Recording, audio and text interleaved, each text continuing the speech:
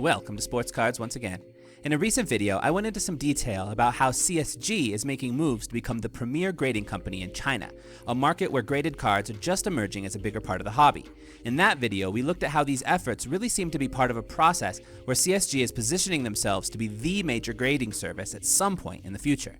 In this video, we're going to look at another important thing to keep in mind that also seems to point to this idea that CSG may really be building themselves up with a vision of becoming the premier grading service for sports cards at some point in the future. And that is the deep connection between CSG and Fanatics, the company that will be taking over the sports card market by force in just a couple of years. Fanatics will be taking over the license for the sports card market in basketball, baseball, and football in a couple of years, and things are set for some big changes to be made. Alright, now let's get into this, and please do subscribe to the channel.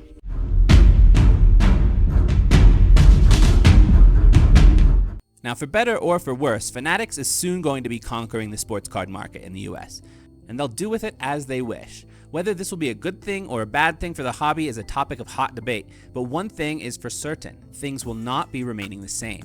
Fanatics took over the trading card rights for the NBA, the MLB, and the NFL, kicking out Panini and Topps when all this goes down a couple of years down the road, and essentially becoming their own monopoly in the three sports that make up the majority of sports card collecting in the US. And there is no indication that they plan to keep anything the same. While we don't know exactly what Fanatics is going to be doing, it does seem pretty certain that the major thing they want to do is create an entire ecosystem for sports card collecting in which everything is centered in them. From a business standpoint, and that really is the only standpoint they have, this does make a lot of sense. As the new license holder, of course they'll be producing the cards, but they want their hand in every other cookie jar of this incredibly lucrative sports card market. Whether it be direct distribution to the consumer and LCSs, or whether it be in the marketplace in which cards are sold, or whether it be related to strengthening connections with the NBA, NFL, and MLB leagues directly, which is a big deal for advertisement-related things and for bringing more and more people into the hobby. Fanatics seems to have some vision they want to work towards in all these areas, in a very interconnected way. Now, whether this is a good thing or a bad thing overall is not an easy thing to say, and there's plenty of pros and cons to consider.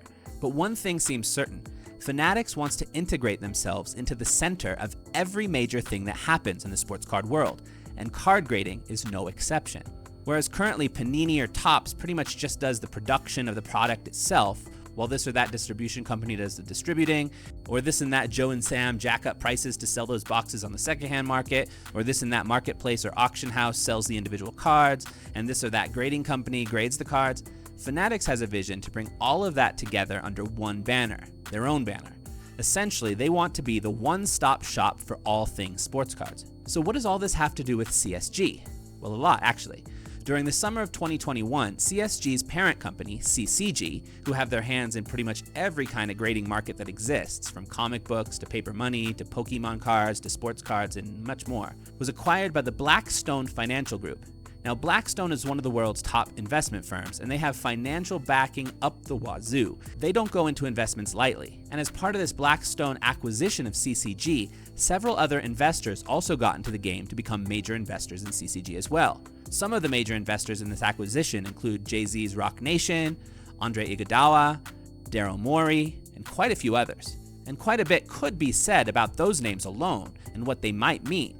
But for this particular video, there is one name among the list that is particularly important: Michael Rubin, the founder and CEO of Fanatics. Now, why is this a big deal, you ask? Well, it's a big deal because if Fanatics is indeed trying to build an entire centralized ecosystem for the sports card market, then who would they want to work with to be in charge of the card grading arm of that ecosystem? Why, the company that the owner of Fanatics has a huge financial stake in, of course. I mean, because, of course. Well, I have heard some people suggest that in the process of building this sports card ecosystem, Fanatics may build their own card grading company.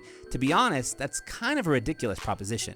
Just the idea of that sets off so many warning bells in the minds of everyone that it would just be a ridiculous thing to try. I mean, a card company that then makes a grading company to ramp up the value of their own product would clearly be a recipe for corruption. So instead of doing that, the next best financial option for Rubin would be to bring in a third-party grader, but position yourself to make bank off of that company's success. And it seems pretty obvious that that is exactly what Rubin aims to do with CSG. I mean, honestly, why else would Rubin decide to be a major investor in CCG unless this was all part of the plan? It really all seems pretty obvious. Now, when you combine all of this reality with the topic that we discussed in an earlier video related to CSG's push to become the premier grading market in China, a place where the grading market is honestly completely wide open, PSA and BSG just don't mean the same thing there like they do in the US.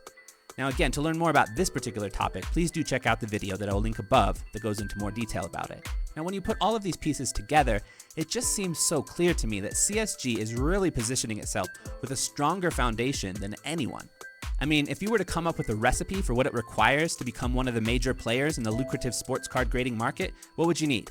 1. Tons of money. Check. Blackstone and tons of other wealthy investors make CCG's financial backing ridiculously strong.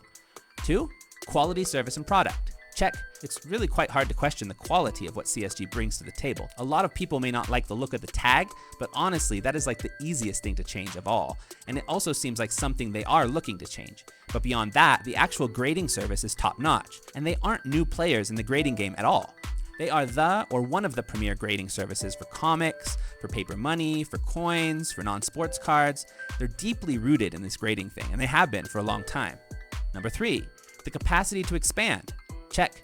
They are the only grading company that seems to be able to do a bunch of things at once. Expand into the Chinese sports card grading market at the same moment as opening up sports card grading market in the US? Yep, they did that. Too many companies seem to bite off more than they can chew, but CSG seems to be able to bite off and chew a whole heck of a lot at one time.